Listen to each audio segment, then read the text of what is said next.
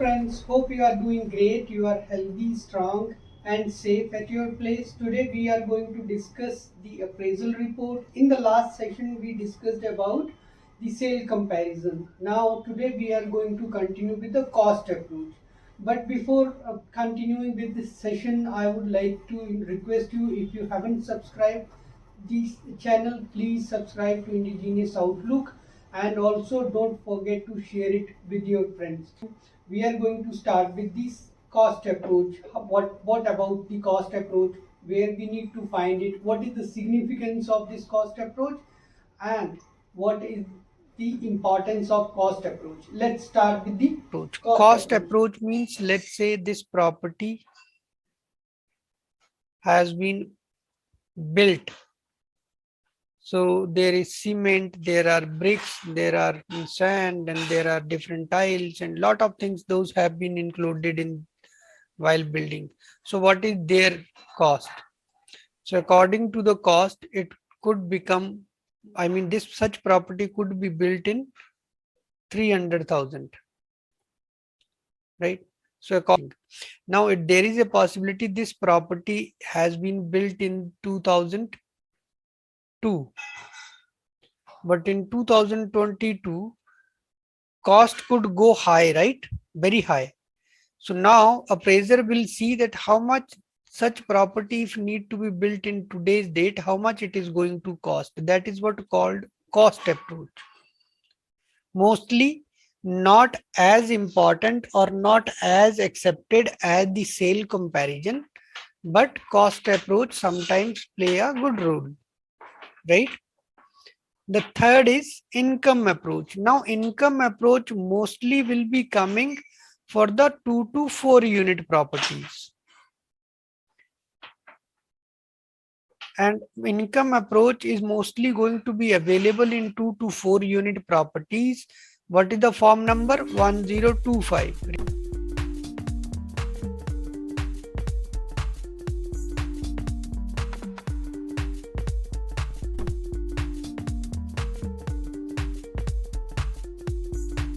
Remember? But it is not only the 2 to 4 unit property who will be investment, right? Anyone can purchase a PERD or attached or detached or SFR property, and or even the condominium 1 unit property, and they can invest, right? So whatever the type of property, accordingly income approach will be done. We will go through the document and we will see income approach. So basically what is income approach is how much property. So let's say same similar way, somebody is going to purchase this property for a rental purpose. They will see, appraiser will find similar properties in the surrounding, how much they have been rented out, right? This property is maybe getting $400 per month rent. This property might be getting $300 per month. Now, appraiser is going to justify why this property will be getting $4,000 or $350 per month. So that is what this income approach is. How much income this property is going to create, going to generate. Are you guys with me? Yes, sir. So these are the different approach. Sometimes cost approach is not will always be there, but income approach is going to be for investment properties, right? Where the properties are earning some rent. But in the sale comparison, it will always be there. Without this, appraisal cannot be completed or not acceptable. But cost approach and income approach, it's not mandatory that it should be in all type of properties. If it applies, obviously it should be there. But cost approach, you will find sometime it is there, sometime it is not there. But more weightage while giving the property opinion will be given to sale comparison. Without sale comparison, appraisal will never be coming to us and could not be considered as completed. Okay. Okay तो बोल दो आप लोग, तो मतलब ऐसे नाराज ही रहते हैं यार बहुत. 10:04. So whatever the property type is, whatever the form is being used, right? Other than above approach, what they are going to check whenever they are going to get into a property for valuation purpose, what all the property, what they are going to inspect there. So first of all, they will be looking at the subject property, right? Detail, what is their tax value, what type of that property is, who is occupying that property, all that. Then if it is a sale, I mean purchase case, then they will be looking at the contract detail. How, what is the sale price for this property, who is selling this property, right? Then they will be getting into the neighborhood. What is the neighborhood? How is the neighborhood, right? Do you, whenever you, if you wanted to buy a property, would you check the neighborhood or not? You would definitely, right? So if you go for a very high neighborhood where all the high rise buildings are there, right? And you are also, your property is also there, it will automatically get increased for the value, right? Yes or no? Yes, sir.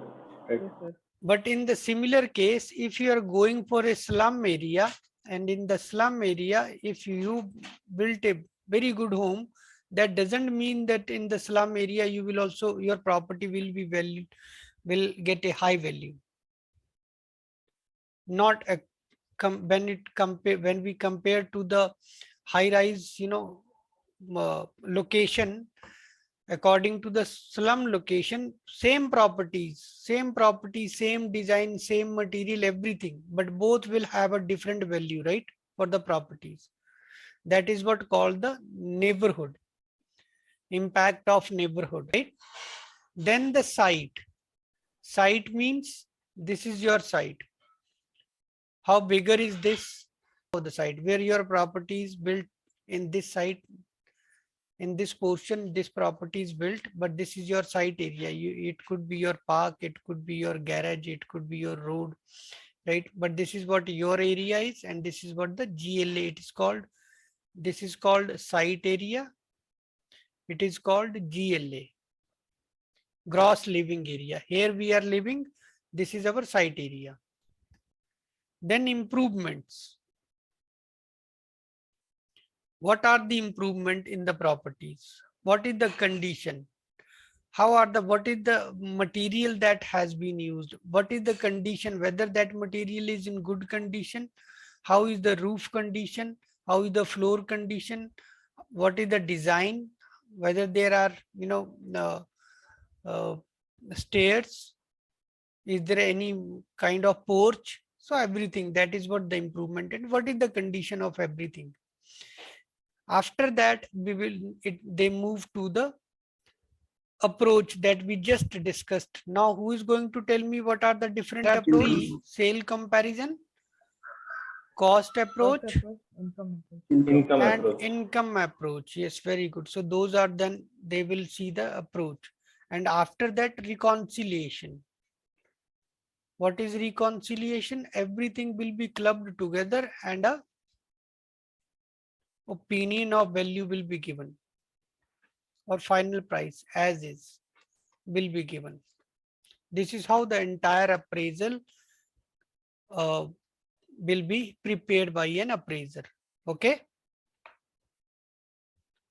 Any question till now? Whatever we have discussed so far, any question?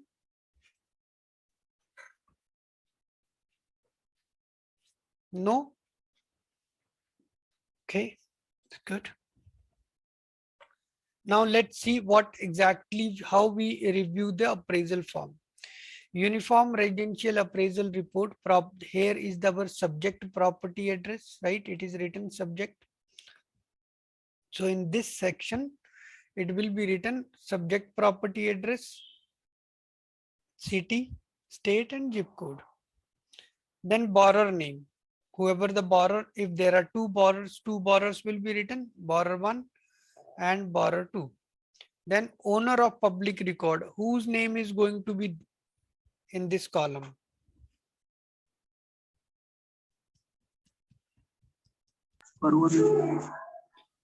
Whose name?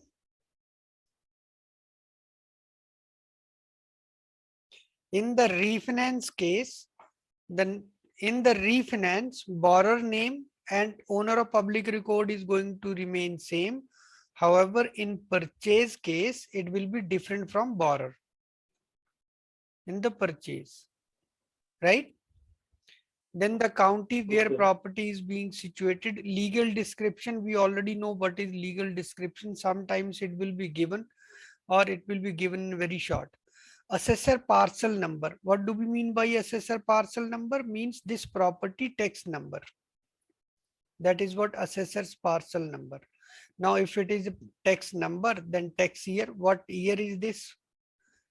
And real estate taxes. What are the amount of taxes? So they are going to say maybe sometimes monthly, yearly, or it could be $1,200 yearly, right? Neighborhood name. Now we know what is neighborhood. So what is the name of that neighborhood, right? That will be written here. Neighborhood where borrower is, where the property is currently situated, subject property. According to map, where is this neighborhood or where is this property? According to government map. Census tract. So if somebody wanted to track this property, where to track? So that census number will be written here. In India, we used to call it khazra number, patta number. Have you heard that? Yes, sir. No. Yes, sir. Potta, Yes, sir. Yes. yes. Very nice. I thought you are new generation. You might not be knowing all these Indian Sir, words. no, sir. In our hometown also we have property and land and all. So Hmm. there they'll ask the what is the potta number Patta number, yeah, khasra before number. paying the tax to government. Right, right. Mostly in villages, sir. Hmm. Neighborhood name. So, okay. Now the occupancy, occupant, who is occupying the property, whether it's owner, tenant or vacant. Now these are the three. However, everything is important, going to give you lot information. Obvious, mostly, appraisal is the last document that will be checked by any underwriter. So they will have all most of the information already available with them, right? So let's say borrower is telling I'm refinancing my primary residence. So what should be the occupancy here?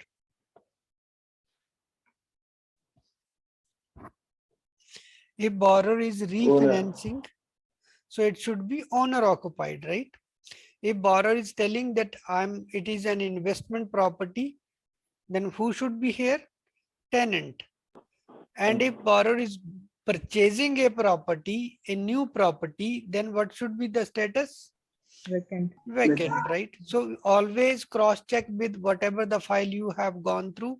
It is sometimes here you can easily catch the borrower. I saw the many cases. I saw that borrower is going to refinance property, telling I'm refinancing my primary residence. But when we came to this, I saw it is a occupying a property. That is how we got to know, oh, you are taking in primary loan on investment property. That is not correct, right? Or one time I saw property was vacant here where borrower was refinancing. It was vacant and I was also able to prove through photograph, because in the photograph there was nothing in that house. It was a vacant property where a borrower was refinancing as a primary, which was not possible. If it is a purchase, obviously tenant or vacant could be occupied. But for refinance, you always need to double check with what exactly the purpose of loan and does that match with this occupancy or not. Special assessments. So PUD, if proper special assessments are mostly going to be some additional amount, mostly it appears when somebody purchase a property. So let's say somebody going to a condominium building or going to be some societies, they are purchasing property there, so they might ask them, okay, because of you, our you will be using lift to lift all your household things from ground floor to 10th floor or 12th floor or maybe 20th floor. So lift will be used so many times, and lot of electricity is going to be. So you need to pay $5,000 for that.